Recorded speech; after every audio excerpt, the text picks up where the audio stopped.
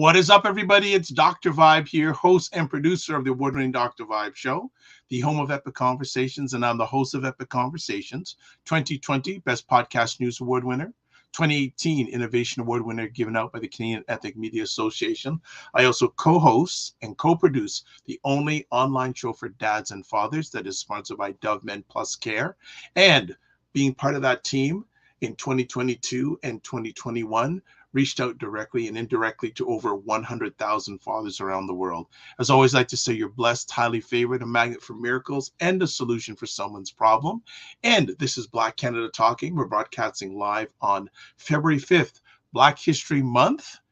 Black History Month, all right? But Black History is every day. But this is Black History Month, at least in this part of the world. I know in England they celebrate it at a different month of the year. Just want to tell you a little bit about Black Canada Talking. It's a live online event that provides Black Canadians the opportunity to give their takes and POVs on stories that are of importance to them. And we usually have a bi-weekly panel. We know we have at least one lady, but she can hold her own easily with our audience, easily. But if Cesar and Elle jump in, that's great. Just want to do a few little housekeeping rules before we get things going. If you're watching this before February 16, 2023, I am in collaboration with an organization called Innovation Guelph, who helps businesses and entrepreneurs in the Southern Ontario region. I'm hosting a series, well, 2 parts are done. Third part of how to start your podcasts or how to podcast. And the first 2 have been great successes. Now the third one is coming on February 16th. If you want to register, the link is right there. If you're watching this, if you're listening to this, I can't tell you, that's why you got to watch it, but still listen anyways. Also, too, if you are up to it, please subscribe to the Dr. Vibe Show wherever you're watching this, preferably on YouTube, where you subscribe on YouTube, you subscribe and hit the notification bell that gets you updated on when upcoming Epic Conversations are going to happen. So that is it for housekeeping rules right now. Let's bring on the guest of honor today. The guest of honor with a beautiful smile, Sarah Onyango. How are you today? I am well. And listen, happy Black joy, brilliance, beauty, and just badassery month. Right? Hello. What? This ain't no history right here. This is like happening right now. This is right now. And yeah, Black, oh, beautiful. That's the word for this month. Yeah. Okay. What events are going on this? Well, you know what? What events are not going on? That's the ease. Listen, Dr. Vibe, let me tell you, our nation's capital is a buzz with Black activity. Buzz on both sides of the river. You know, I'm from Quebec. Yes. I'm from Quebec. Even on this side of the river, the Conseil de la Communauté Noire de Gatineau, shout out to Aïcha Touré and her whole team, have like a whole month's worth of activities, including activities in collaboration with the Salon du Livre de l'Outaouais, which is the Outaouais annual book fair, which used to be white. Now there's some blackity black activity up in there. This is, I think, the 3rd year in a row that they're mainstreaming Black authors, Black books, panel discussions about Black life and Black experiences. So that's awesome. On the other side of the river, mainstream institutions like the National Arts Center, and we'll talk about that later, right? Oh, yes. Causing quite a stir, sir. Yes. The National Arts Center has, oh my God, I think I've got like 6 shows I'm going to at the NAC in the one, like I'm going to the NAC more in February than I go all year this year. Okay. That's how much, right? The Jazz Festival has activities. The Ottawa Public Library has activities. And a lot of these activities are in person, but there are hybrid events. There are online events. There's an event at the War Museum about the apology to the No. 2 Construction Battalion that I'm going to be part of. So y'all need to like get online and find that link on February 9th. It's on Thursday. That's going to be an epic conversation. So, there's lots going on. Lots. So, and I'm saying this respectfully, you and I are getting in the path of our journey that we are beginning to become historians a little bit. A little bit. Respectfully. We've seen a historian. Lot. Well, we've seen a lot. Yeah. So the activities that are going on in the capital region compared to other years, the same amount, less, or more?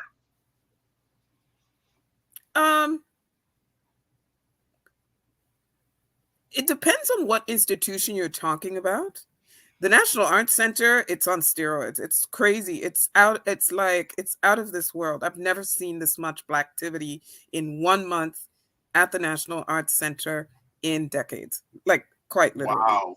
And that speaks to the commitment of the National Arts Center to really open up that space to, Black audiences, Black creators, Indigenous creators. We have Indigenous theater there now, which I would never, 10 years ago, I would never have, imagined that. The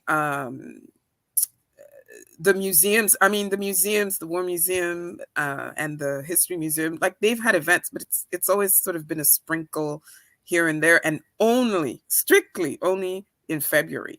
But now, they're starting to understand that, well, there are Black experiences that are valid the rest of the year too. So they're slowly starting to sort of include us, in different things. But no, I think people feel like there's more because it's the first time since the pandemic. Right. That people are actually physically going to events. Our opening last Saturday was ridiculous. Like, we filled up the National Gallery of Canada. By the way, that was the first time ever that the Black History Month launch has been held at the National Gallery of Canada, another space that is being decolonized and opened up by a Black woman. The National Arts Center, by a Black woman. Wow. Listen, give the job to some Black women. I'm just saying. Okay. Well, that is interesting. I'm glad as always you bring a great lens to what's going on in Blackalicious-dom. I'm taking that word. Blackalicious? Yes. Blackalicious-dom. Oh, dumb. Because I have Blackalicious. That's mine. Yeah. Sorry. But the universe of Blackliciousness is Blackalicious-dom. Yes. And yes. Even with Beyonce coming on tour and charging. Oh, never mind her. I'm sorry. No. Listen. So speaking of, ours to tell, can we not tell more stories of the Julie Blacks and the Kelly Lee Evanses and the Okans and the, Black women in Canada working way harder than Beyonce to get even a little crumb here and there. You got to be careful now. You're going to get the members and also the Beehive going to be upset at you. I'm not interested in Beehive, Beyonce. No disrespect, sister. You all right? But I'm really focused on my Canadian sisters. Now, see, if Beyonce would do collaborations with Canadian artists other than Drake, and Black Canadian women artists, okay. I'd be a little more impressed. She goes all the way to Nigeria to get the Burna Boys and the Wiz Kids and all those guys. Canada's next door. I'm just saying.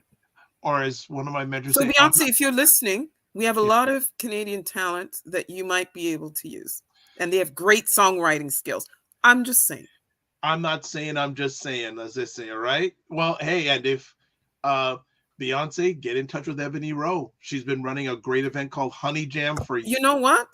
Beyonce should come to Honey Jam one year and completely sell out Roy Thompson Hall or something and give Miss Ebony Rowe an even bigger platform. I like that idea. Just putting it out there in the universe. I like that idea because Ebony has been working Very So, hard. Some for 20 me, years or so. Unbelievable. and Consistently. That's yes, another thing. The consistency of it all.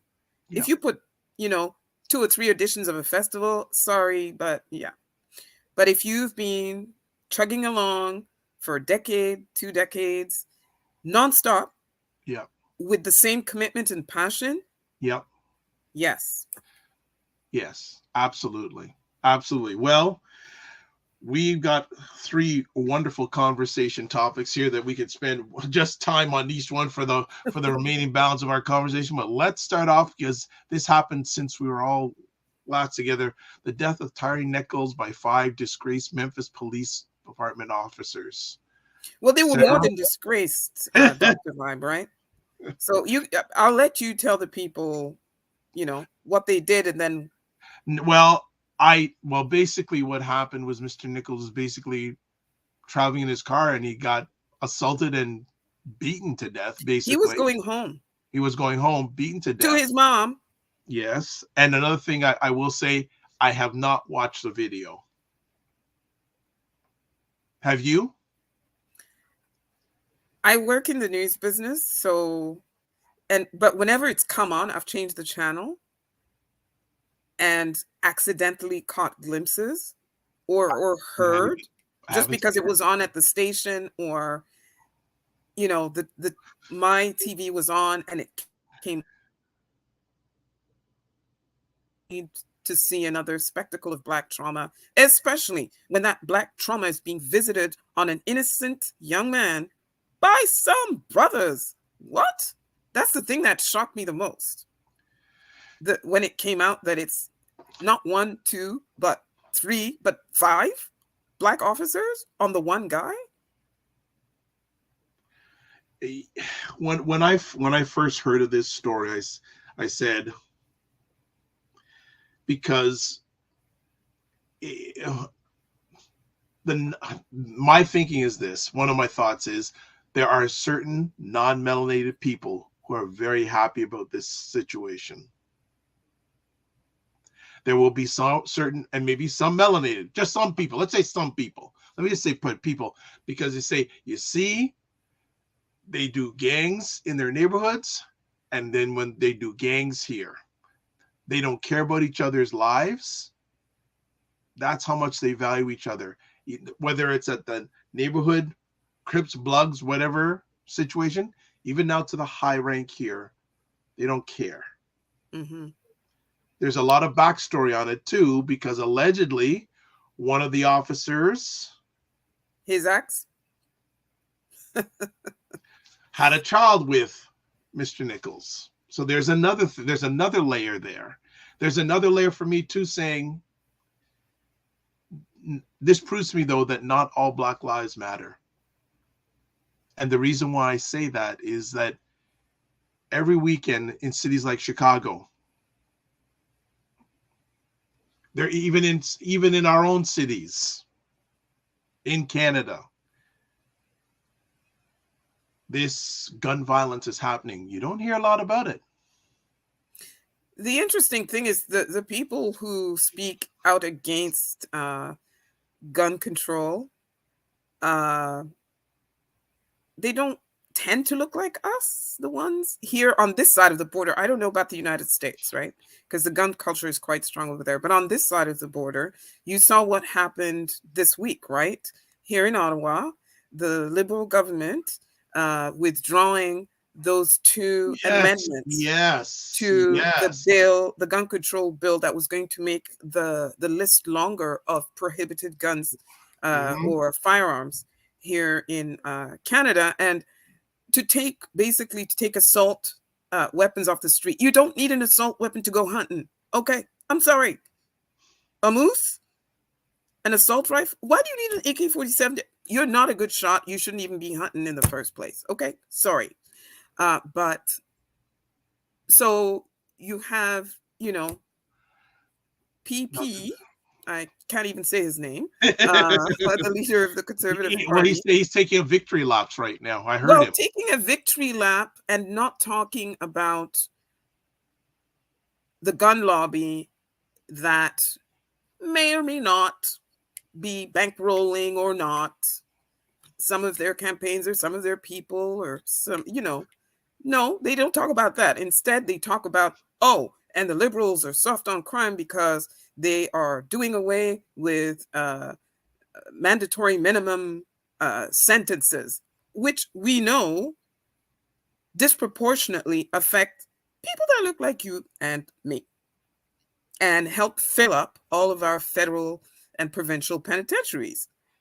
No, and then, of course, forgets all about the carnage that these weapons are doing on all of our streets from coast to coast, whether it's in the Maritimes or in British Columbia.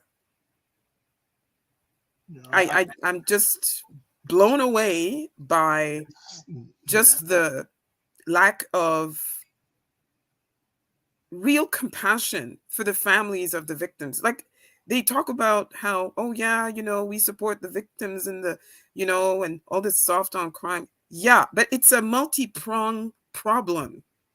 Stop underinvesting or defunding programs that help keep our young people off the streets and away from these gangs. Stop defunding programs that help families stay together or help families that are vulnerable and at risk. Stop defunding them. You're the people defunding that.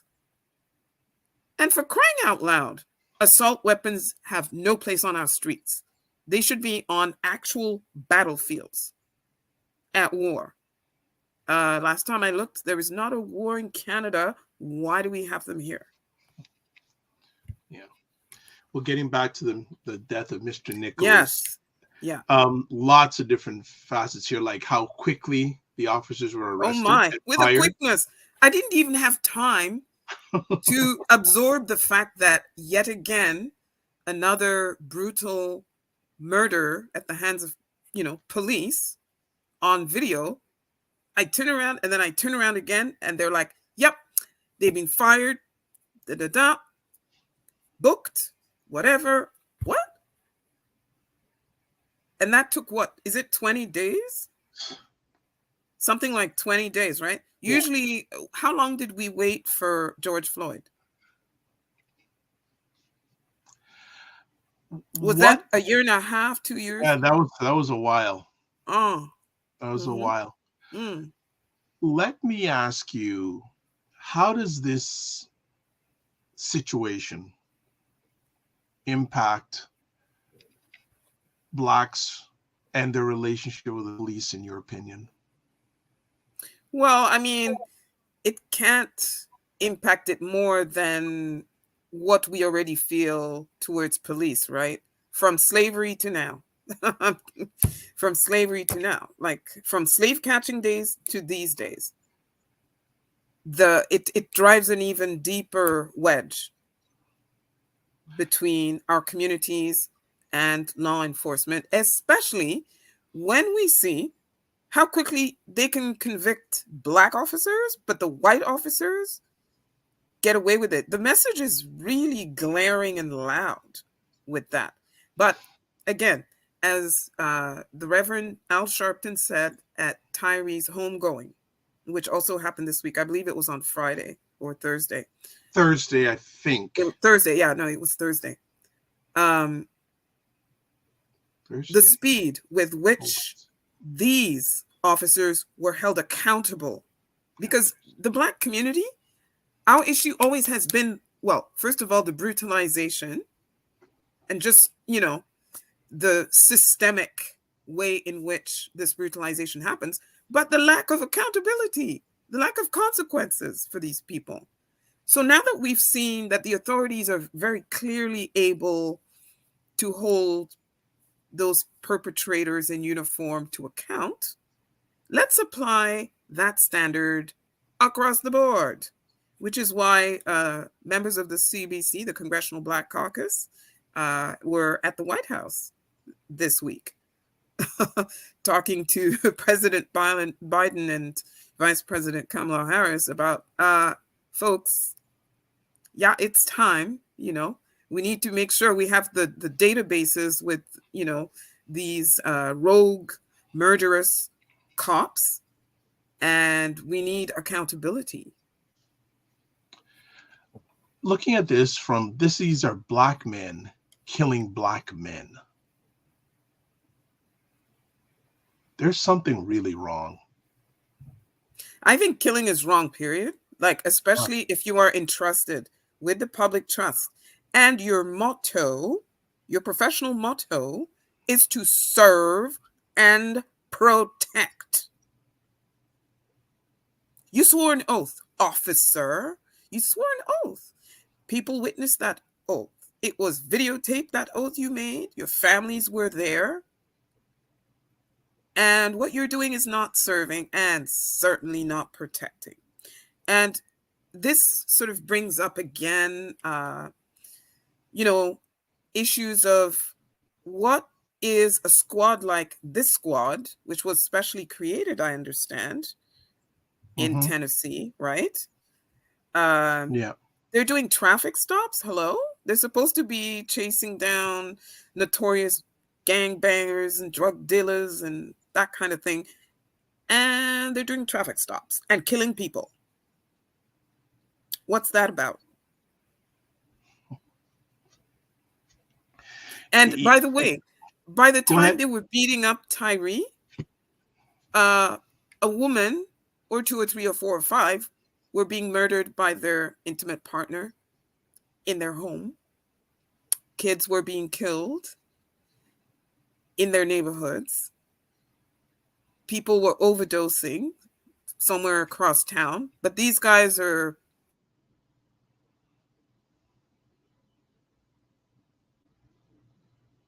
Okay, I think Sarah's frozen on us just a minute. We should have her back. There we go. What's that about? Okay. Here's a question I have for you. And you don't have to answer it, but I'm going to put it out there. Some people that I've spoken to this week, over this last week, consider the police a gang.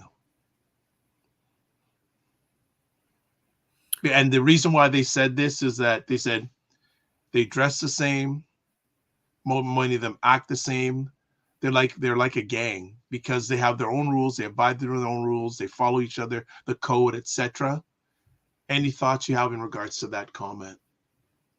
Well, I mean, I wouldn't go as far as saying, yeah, it's a group of organized thugs and they're in uniform and that sort of thing, right? I wouldn't go that far. It is true, though, that, like other organizations that have to do with policing, law enforcement, military, and that sort of thing, yeah, they do wear the same clothes, they have their own code, etc. The thing is, though, accountability. And the accountability, it's not just the police culture. It's also, you see in Memphis, and I'm not sure who the public prosecutors are or whoever, but there are enough Black people institutionally to hold those officers accountable. Like people institutionally who actually are doing their job. You can't just blame, the people who do it or who see to it that they get away with it. In this case, the chief of police saw the video and said, "Oh, I'm sorry. No, not on my watch. 1, 2, 3, 4, 5. Boom. I want you out of my police department. I don't want you out in these streets terrorizing my citizens." No. You know what I'm saying? So, people shouldn't just focus on one element of it. It's a big machine. So, I have a friend over there in Tennessee who is, a grassroots activist. Shout out to Timothy Hughes of the NAACP Nashville branch, who are the people who have been trying to hold the institutional gatekeepers accountable for voter suppression, for police brutality, and other things like that harm disproportionately Black people, right? So, and us as citizens, we also have to hold ourselves accountable. In the United States, people vote for sheriffs, people vote for, you know, Yep. for many different layers of the institution. Mm-hmm. If you didn't show up to vote for someone you felt was going to be fair, disciplined, and actually committed to doing their jobs properly, sit down. I don't want to hear from you.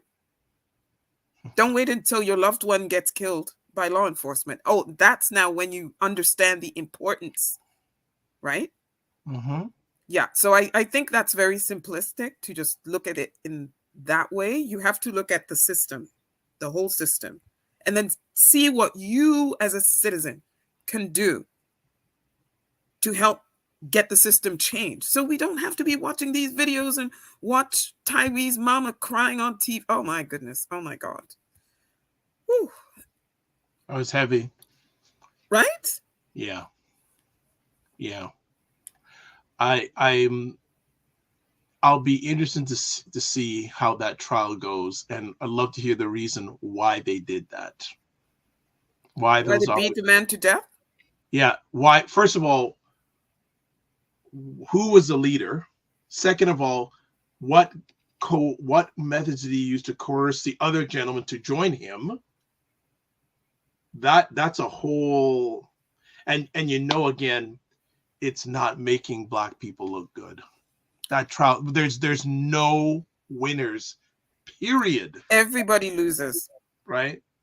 That and again, some aspects of the media are going to have a field day with this one. Oh, but they already have, right? Yeah.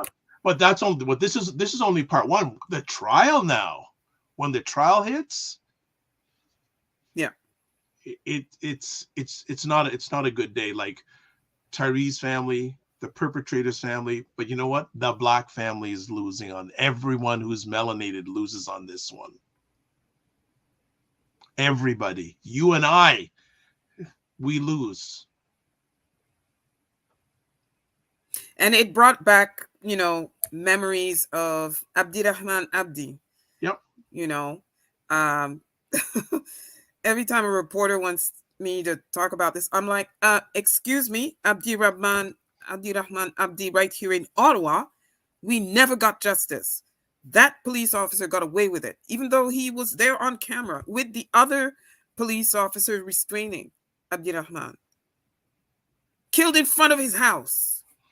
Right in front of his house. Yeah, this unfortunate has made me do a lot of deep thinking on the trauma that's a number of Black people have going on in them. It's just like this is almost like street violence like on steroids. It is. And the repercussions, like everybody talks about mental health and this and that, but the repercussions on our actual health, the hypertension we have as mothers, daughters, girlfriends, partners of these Black men and these Black boys who we have to worry about 24/7 every time they are out of our sight. The Indigenous moms with the same stress. It's not a surprise that so many of us are not making it to 80. Yeah. Or 70. Because the trauma makes us ill. Yeah, absolutely. Like a number of years ago, an associate said, Dr. Vibe, and she's melanated herself. She said that every melanated person needs a therapist. Yes. And these gentlemen, one word, why? That's it. That's all I'd ask. Why? Have you noticed they've disappeared completely?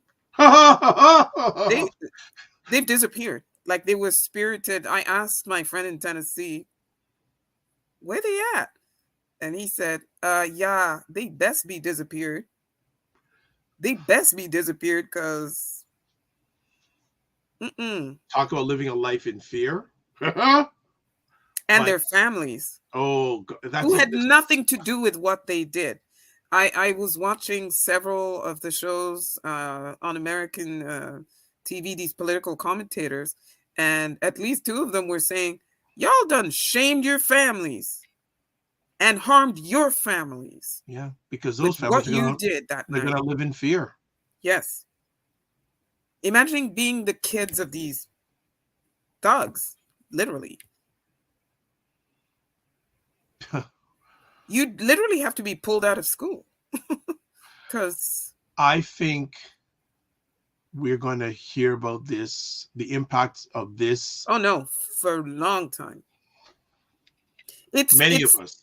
You know what? It's the Rodney King yes. of this decade. Yes. But the only thing is going to have that similar impact. The only thing is, though, the perpetrators are melanated. True. That's the difference. That's the big difference. Which makes it worse. Absolutely. Absolutely. We'll move on. We could go deeper on that, but I think we don't want to. Actually, yeah, it's just tiring even talking about this a bit. So I want to move on to the next thing. Lord. The U.S. military has shot down a Chinese high-altitude balloon after it drifted off the East Coast near the Carolinas. Sarah, is war coming? No, it's not. Oh, my God. You know the best thing about this story? China saying, oh, it's just a weather balloon. Is that right? Okay. What weather were you looking for? Were you looking for the wonderful weather we've been having here up north? What? Were you looking for hurricanes in the southern United States? A weather balloon. Were you looking to see how dry the land is because of climate change? Oh. Curiouser and curiouser. Are you surprised that the U.S. shot it down?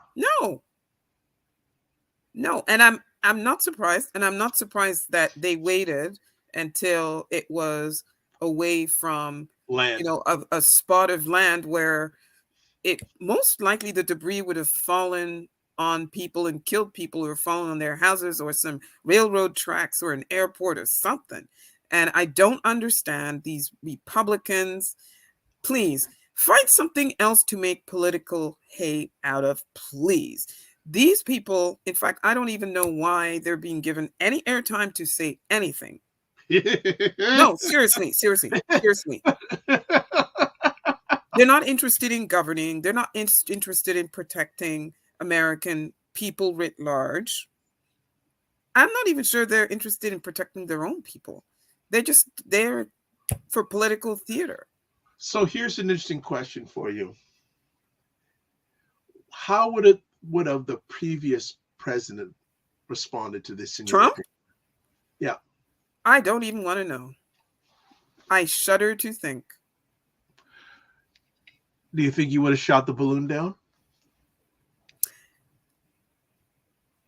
The way things were going when he was in the White House, there were a lot of the generals and the military intelligentsia and establishment who, thankfully, were acting as a buffer.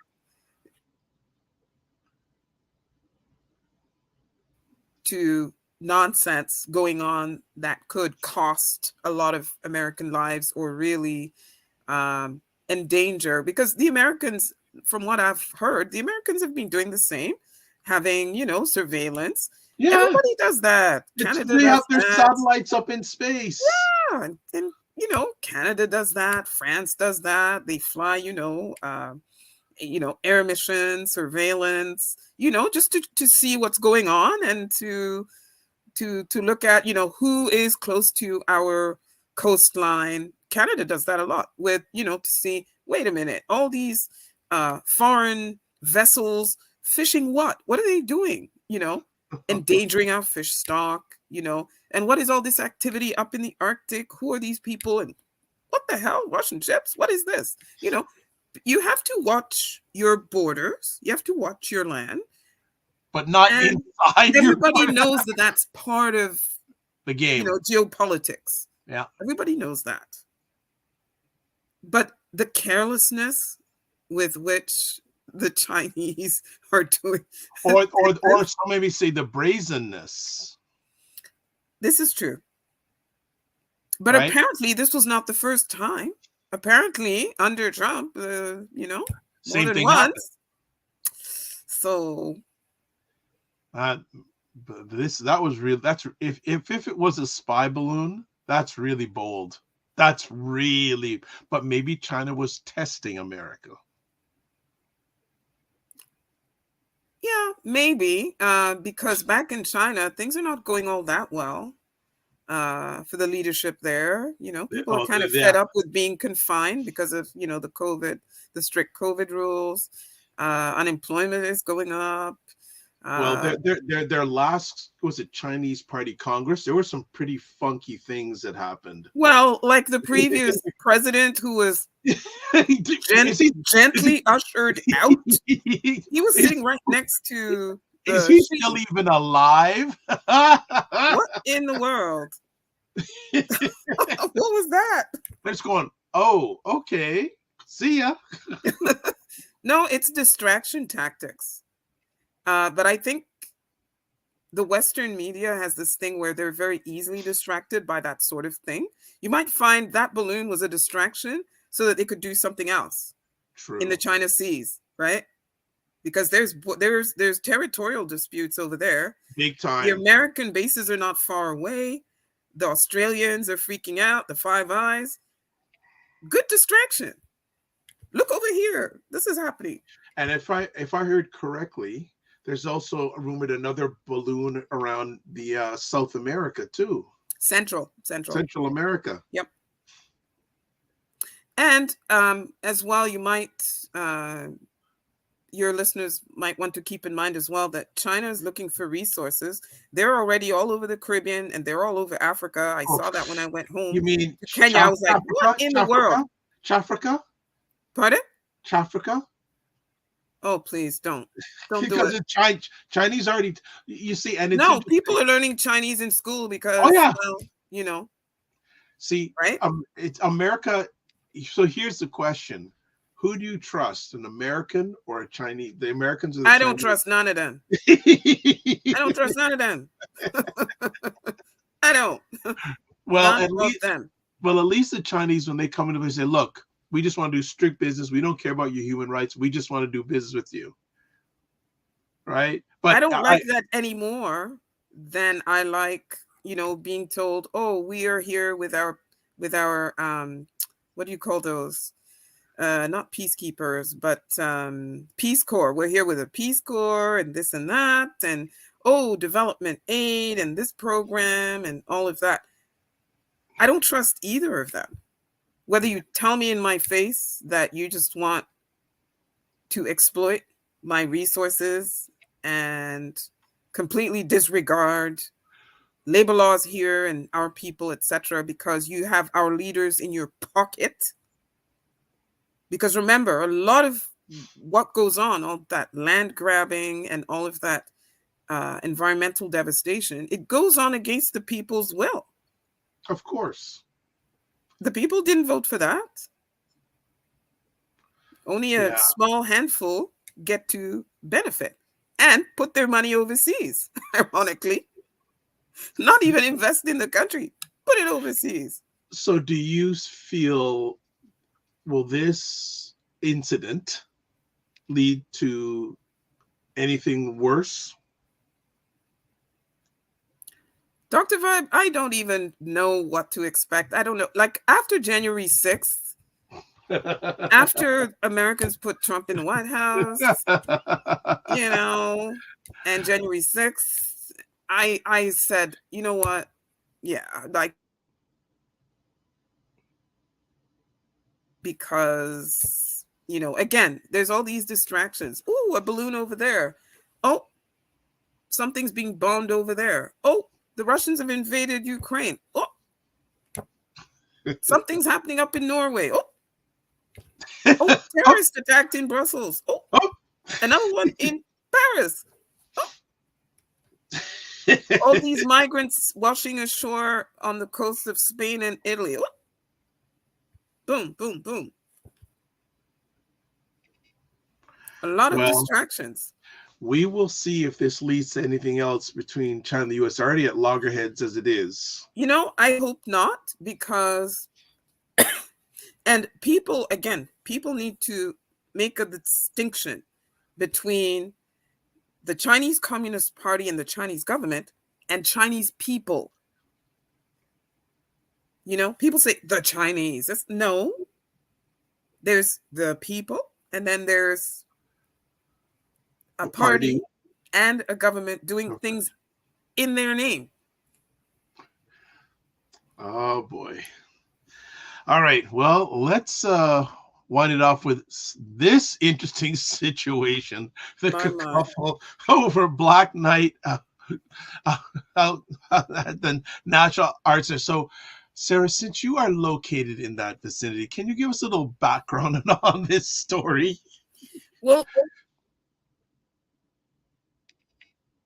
with an all-black cast, directed by a Black director, everything black, is coming to town on February 9th. And it's going to be running from February 9th to 18th. That's a long time, right? That's a long time, 9th to 18th. And so the National Arts Center, the woman organizing the Blackout Night, she had been to a Blackout Night in Toronto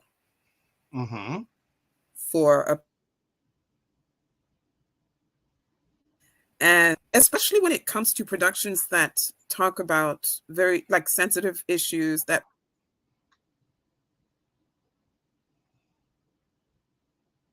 in us as Black people, right? She saw just how the all-Black audience really appreciates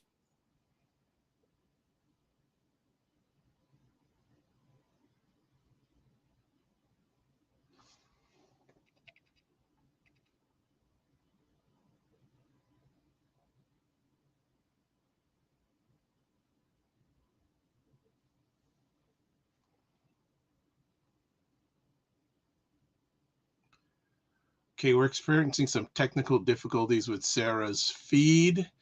We're just going to see if we can get her back. Okay, so we'll hopefully get Sarah back on in just a few moments. So we were talking about the kerfuffle over Black Night Out at the National Arts Center in Ottawa. And what I'm going to do is I'm just going to put you up a little story about it so you have some context and background. Hopefully Sarah will be hopefully back with us in just a moment. So I'm just going to put up a story about that so you can take a look. Okay. All right, so let me just get the story up for you. All right, so put it up here. Oh, Sarah is back. I'm so sorry about that. No problem. That happens. Yeah, apparently our cable provider lately has not been very good about, reliable internet service. So it keeps cutting out. But as I was saying, go ahead. The woman who organized this, who herself is a Black woman, decided she wanted Ottawa audiences for the first time ever. This has never been done in Ottawa ever. She wanted them to have that same experience of being in a safe space and being able to react to things, triggering them or making them happy or tearful or whatever, without having that white gaze or that non-Black gaze on them, without having to censor themselves, right?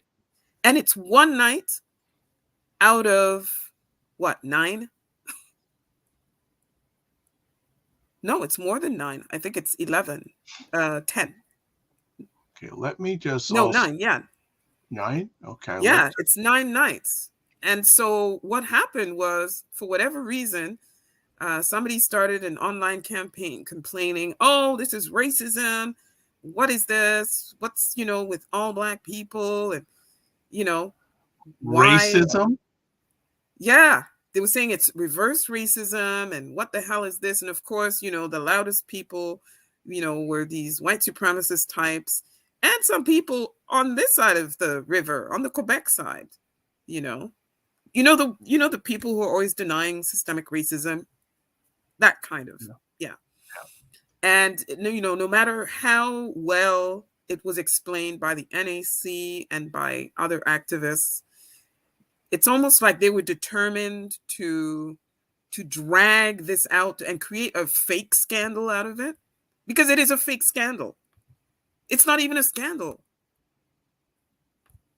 Black people want their own space. Oh my God. Isn't that awful and terrible? Huh.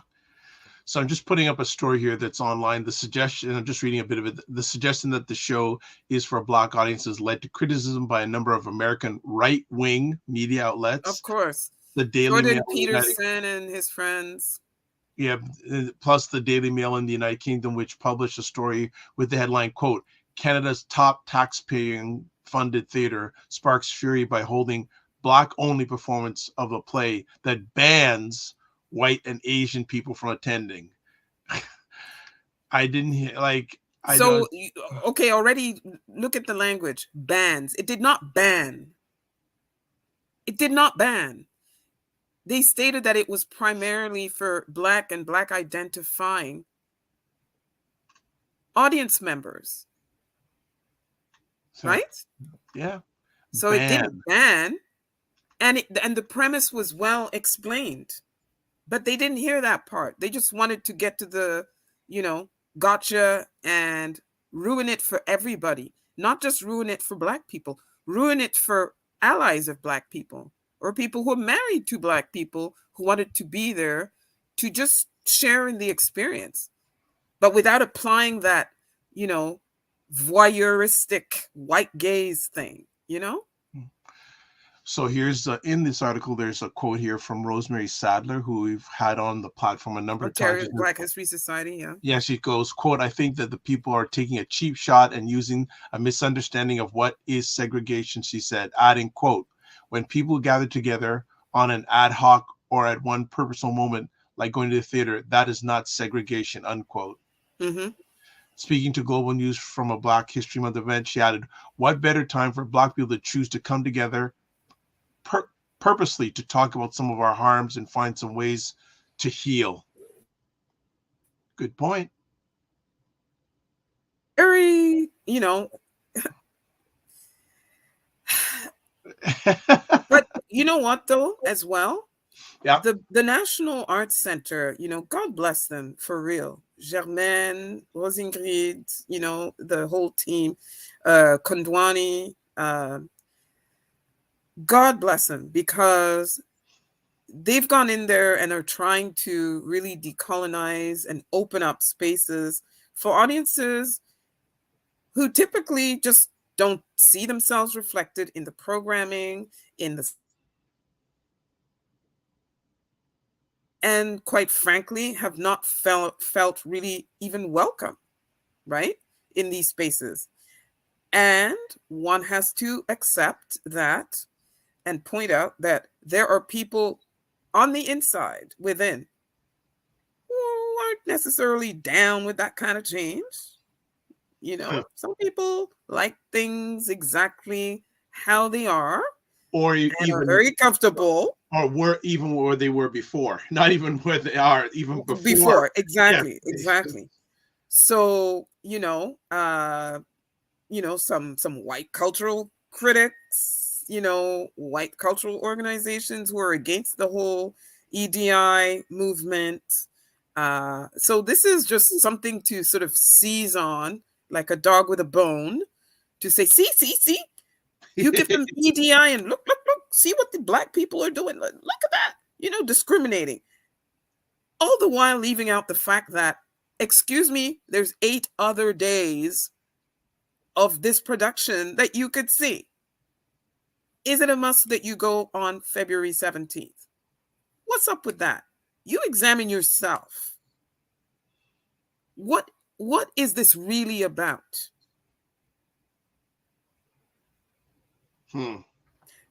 Just so you know, I've turned down every single interview from mainstream media about this. Every single one. Wow. Because I'm not convinced that the reason that I'm being approached is to say anything that will empower and elevate my Black people and support the initiatives. That's interesting. Have you ever done pro-Black initiatives? It's not anti-white. It's pro-Black, and it's that same, the same dynamic where you have to keep explaining to people. It's like, no, it's not that we hate white people, and it's not like we're against white people.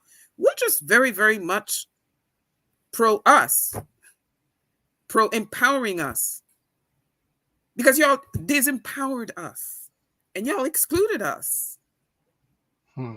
So we're doing something for us, for a change.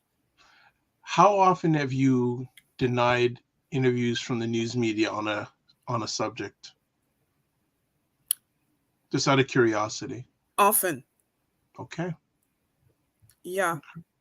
Because I know they're coming at me because I'm a Black person. I happen to be, someone with a megaphone, someone that, a lot of people listen to. And I'm not saying that because I'm painting myself as a thought leader, but because I'm on the radio. I do 3 different shows, right, on the weekend. And I also have a TV show, and I'm on there too. And, Black History Ottawa and that sort of thing. And I'm like, okay, what is this really about? And then you know how they do the pre-interview with the mainstream, and they make you feel comfortable, and they tell you this, and no, we're not going to talk about that. It's going to be this. They lull you into a false sense of security. And then you get there.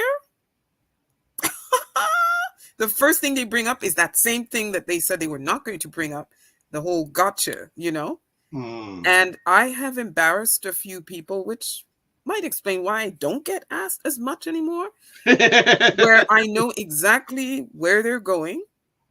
And I just say, I'm not here to talk about that.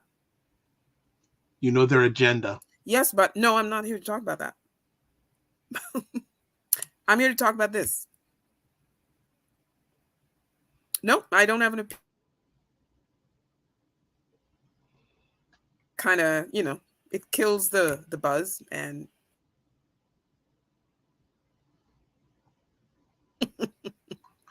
I love it. Sarah's, yeah, there's a lady that's on periodically on the platform. Her name is Dr. Tachi, and she says she'll build her own table. Thank you very much. Amen, sister. Amen, sister. Your own table, your own studio, your own podcast, your own everything. And speaking of which, the last topic was the theme that was chosen by Canadian Heritage.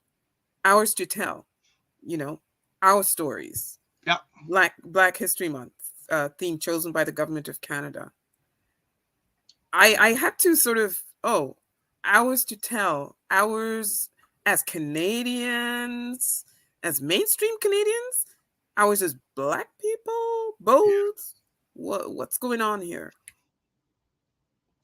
Well, before we close up, question: how many events are you involved in this month? You told us at the beginning. How many are you involved in this month? Well, involved in like 4, but I'm easily going to at least 20.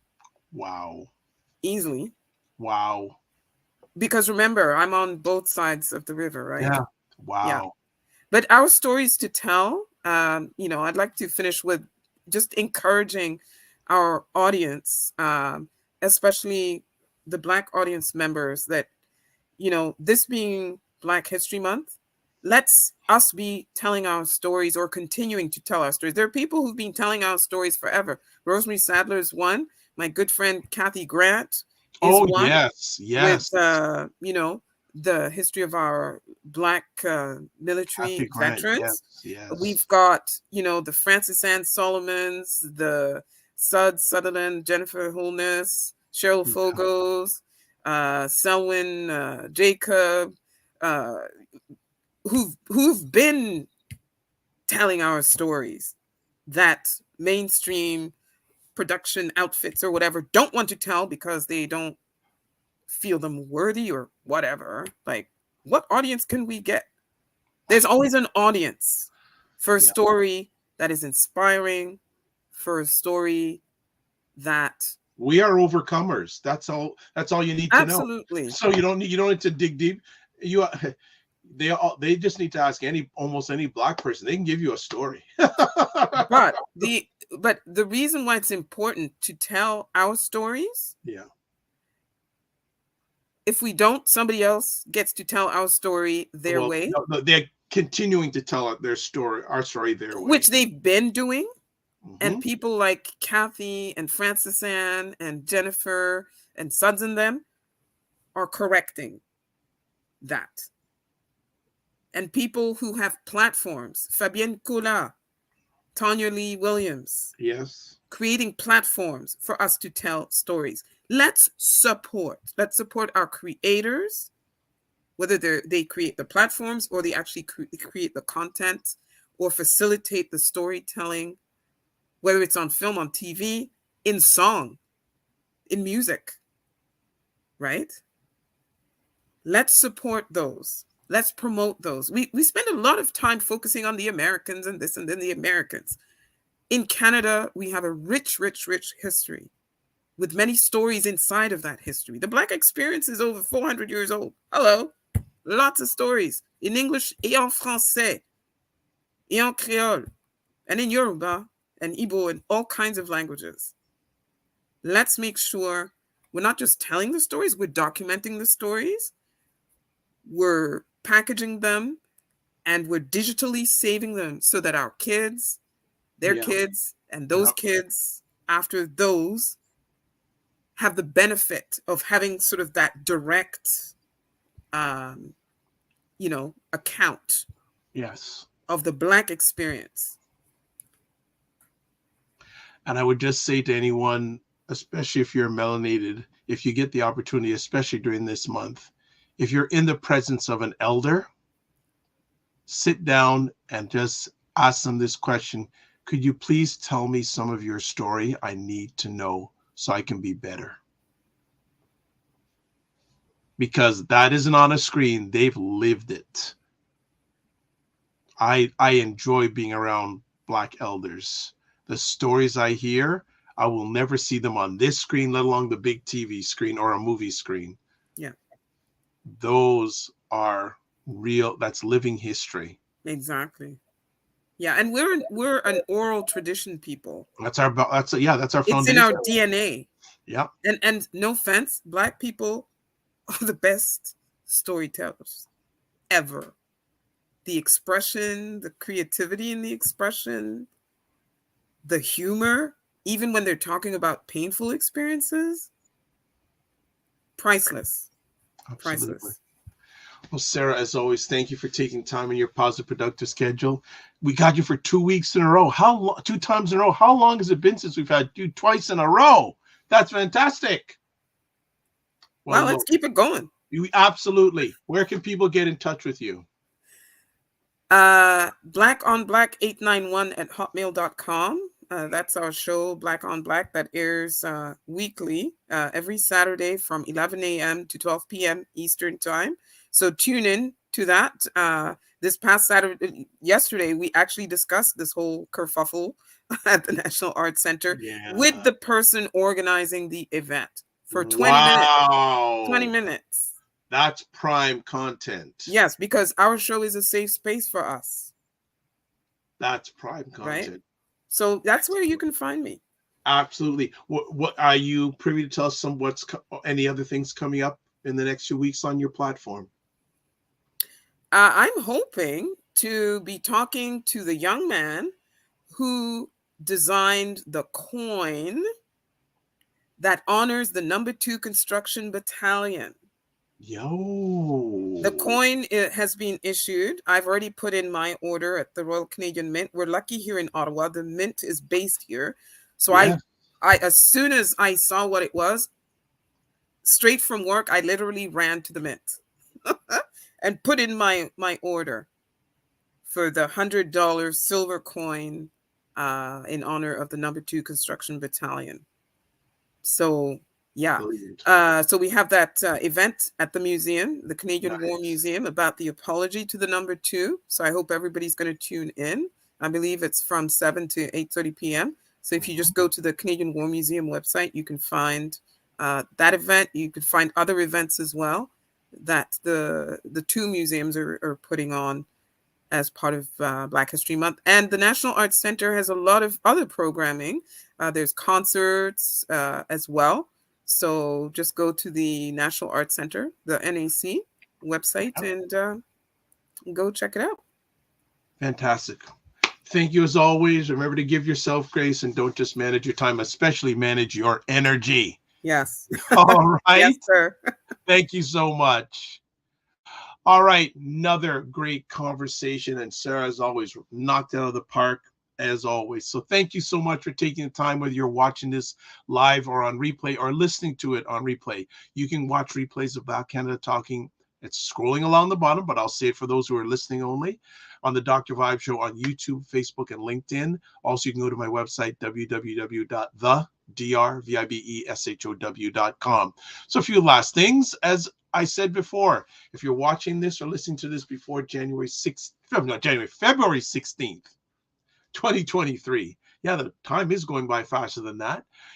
Go to this website address you're seeing on the screen and hear me talk about all things podcasting. The event on February 16th, again, is held from 1 to 2:30 p.m. Eastern Time, and it's an open Q&A, so you can ask me anything about podcasting. So look forward to seeing you there. Also, we want to take care of subscribing to the Dr. Vibe Show on YouTube, and like it on Facebook or wherever you're watching this. Subscribe, especially on YouTube. When you subscribe on YouTube, also hit the notification button to alert you when upcoming conversations are happening. So that is it. So this is how we close. Live your life as a dream. If you can dream it, you can make it. Sometimes you have to get small to get stronger. Block assumptions and aim bigger, aim better, aim higher, aim wider. Love, faith, and respect. And remember to give yourselves grace. And always, don't just manage your time, manage your energy. And finally, give yourself grace. God bless, peace, well, keep the faith, and we'll catch you soon.